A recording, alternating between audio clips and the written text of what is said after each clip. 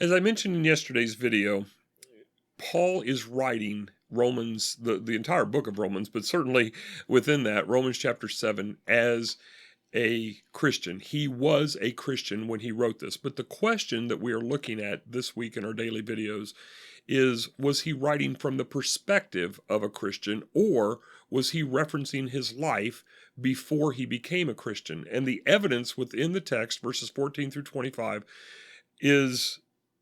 does not give us a clear answer.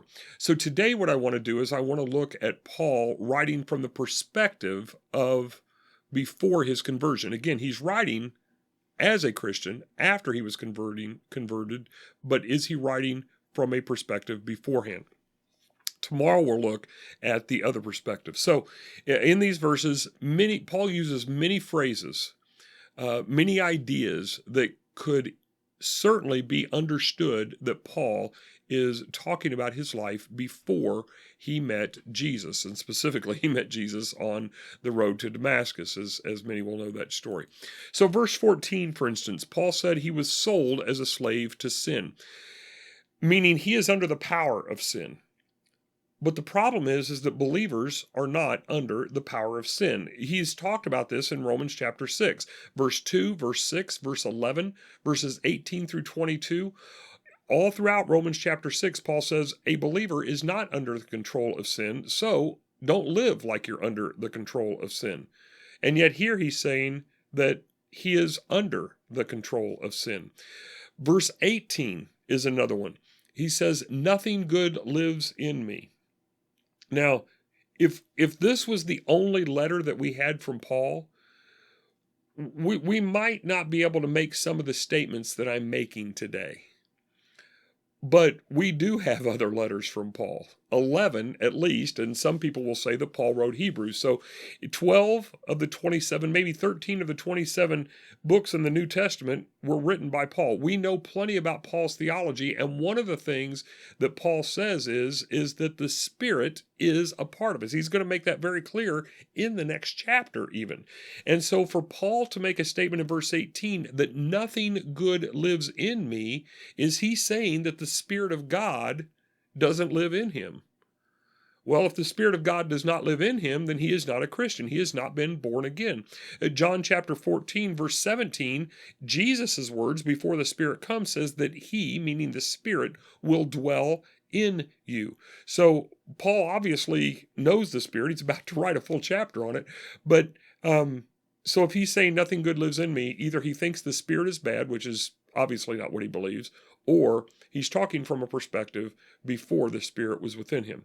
That's another argument. And by the way, I'm not giving you every argument. I'm just giving you a few of the arguments, and from both sides, today from the pre-conversion, tomorrow from the post-conversion, and you'll have to see and make sense of where do you think Paul lands on this.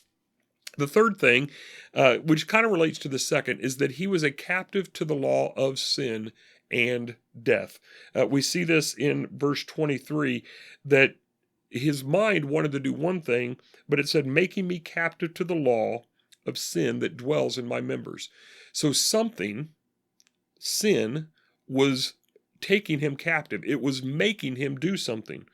Well, okay, again, as Christians, we could say, well, that would make sense. But if we go to Romans 8:2, it says, for the law of the Spirit of life has set you free from the law of sin and death. So just about 4 verses later, he goes from the law has made me captive to the Spirit has set me free. Could he be talking about himself as a Christian in both perspectives? Probably not. Therefore, the argument would be that verse 23 is pre-Christian. Verse 8:2, Romans 8:2, is after he becomes a Christian. Now, verse 24, I mentioned this in my sermon on Sunday, this passionate plea that Paul makes. Wretched man that I am, who will deliver me from this body of death?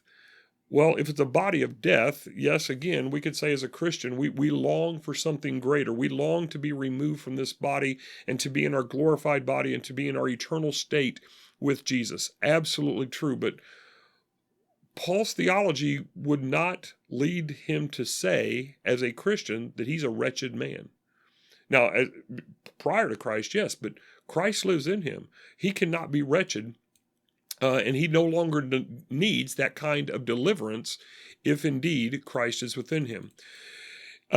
The other thing in this passage is that the I, when we see I, for I do not understand, for I do not do what I want, he's always trying to do it alone. And what Paul shows in the next chapter, chapter 8 again, is that the Spirit is the one who guides us.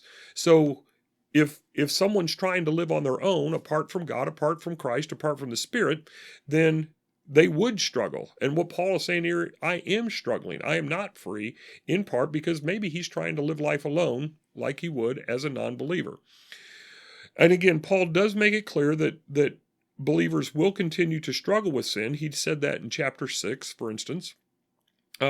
What is depicted here is not just a struggle with sin, it is being defeated by sin. And again, this is much more of a negative view of the Christian life than what Paul normally would depict anywhere else in all of his writings. So indeed, the person will struggle to be obedient to the Mosaic law, but to try to tackle it on their own is impossible. Jesus had the Spirit, and that's why he was able to overcome.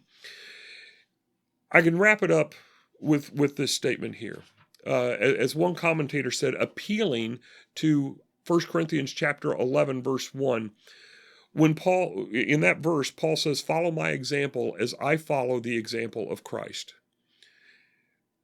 If Paul is writing from the perspective of a non-believer in this passage, he's not really setting a good example. What he's saying is, man, I'm a Christian, but I'm so wretched.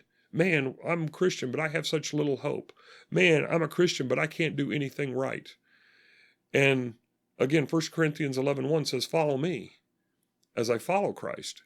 And so again, it is very strong arguments that Paul is making here that he is writing from the perspective of a non-believer.